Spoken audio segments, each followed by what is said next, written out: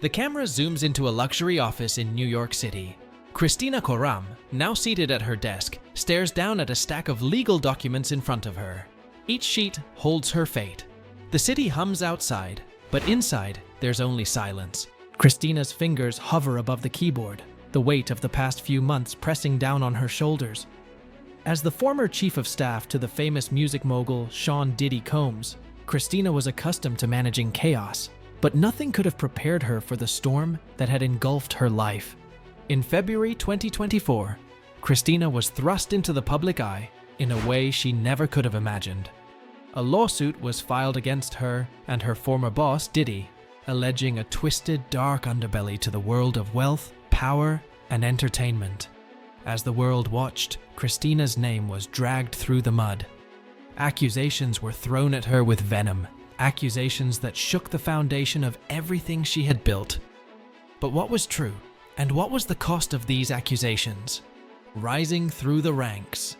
The year is 2013, and a young, ambitious Kristina Khorram steps off a plane at JFK Airport with nothing but a dream and a suitcase.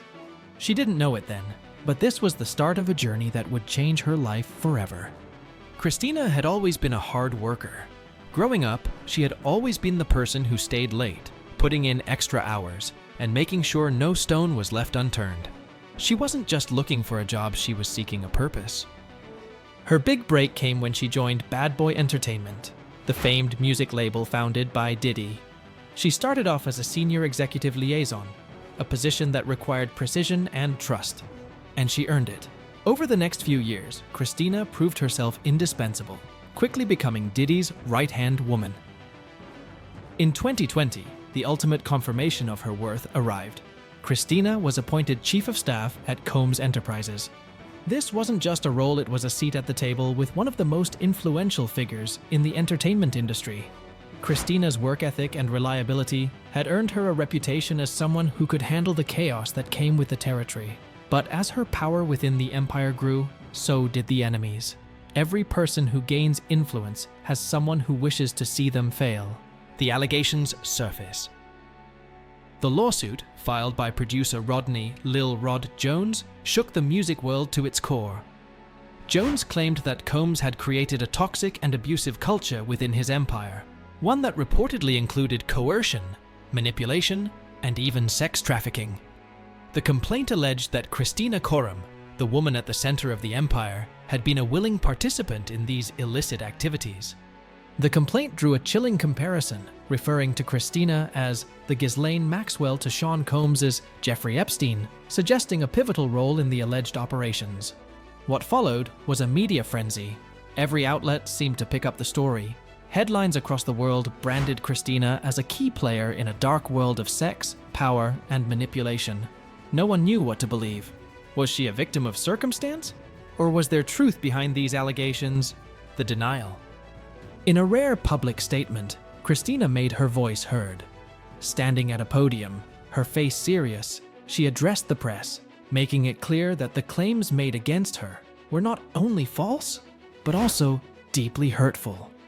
"I have never condoned or aided in the sexual assault of anyone," she began, her voice unwavering. "The allegations against me are outrageous and damaging. I have devoted my life to the betterment of others, not to participating in the harm of those around me." As the cameras flashed, her calm demeanor was a stark contrast to the turmoil swirling beneath the surface. The legal documents had already been filed, and Kristina was now fighting a battle for her reputation as much as her freedom. The media had already latched onto her story, spinning tales of her involvement in a dark underworld. But Kristina wasn't going down without a fight. The accusations were a violation of everything she stood for, everything she had worked for. This wasn't just about defending her career, this was about defending her honor. The legal battles. The lawsuit's legal complexity was mind-boggling. Multiple accusations were made against Kristina, but they all pointed in one direction: her alleged role in facilitating the supposed abuse. Yet, no criminal charges were filed. The courts were filled with lawyers, accusations, and heated exchanges. Kristina's defense team was quick to point out that the claims were based on weak evidence, and no solid proof linked Kristina to any criminal activity. Still, the question lingered: how did she end up in this storm? What had she been involved in, and why was she named in the first place? The legal battles would drag on for months, with Kristina tirelessly working with her lawyers to clear her name. But even as she fought, there was one thing she couldn't control: how the public perceived her. The public eye. Every new headline, every social media post seemed to add fuel to the fire. Kristina had been thrust into the spotlight in a way she never imagined. She was no longer the trusted executive of Combs Enterprises. She was now Diddy's Ghislaine Maxwell. People spoke of her with disdain, and the rumors spread like wildfire. The damage to her public image was immediate, irreparable, and extensive. "I never wanted this attention," Kristina would say later in interviews. "I never asked for it. All I ever did was my job. But sometimes you get caught in things bigger than yourself." The pressure was mounting. Kristina knew that every step she took would be scrutinized. The media had already convicted her in the court of public opinion. It was a relentless cycle of judgment, one that never let up, seeking redemption. After months of legal battles, Kristina took a step back to regroup. She knew that her reputation would take time to rebuild. The emotional toll of the accusations was heavy. Kristina withdrew from the limelight, disappearing from public view. She focused on her mental health, seeking therapy and counseling to process the trauma she had endured. At the same time, she began to give back to the community, volunteering her time at women's shelters and other organizations dedicated to supporting victims of abuse. She knew that if she were to survive this, it wouldn't be by fighting every battle in the public eye. She had to heal, and she had to prove that she could be more than just the woman accused.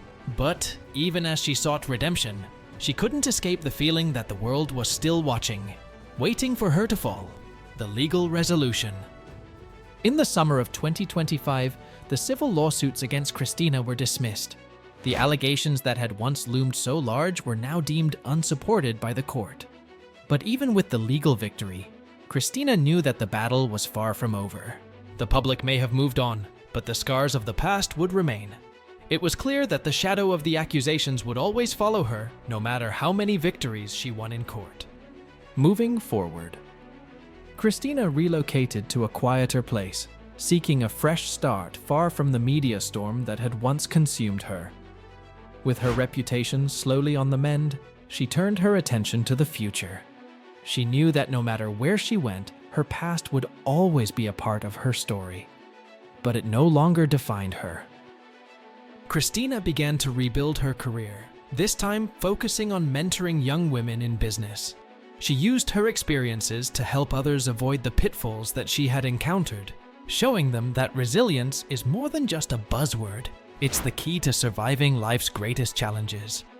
And that's a wrap on today's deep dive into the complex and captivating story of Kristina Khorram. If you enjoyed this video, smash that like button, subscribe, and don't forget to hit the bell for more content like this.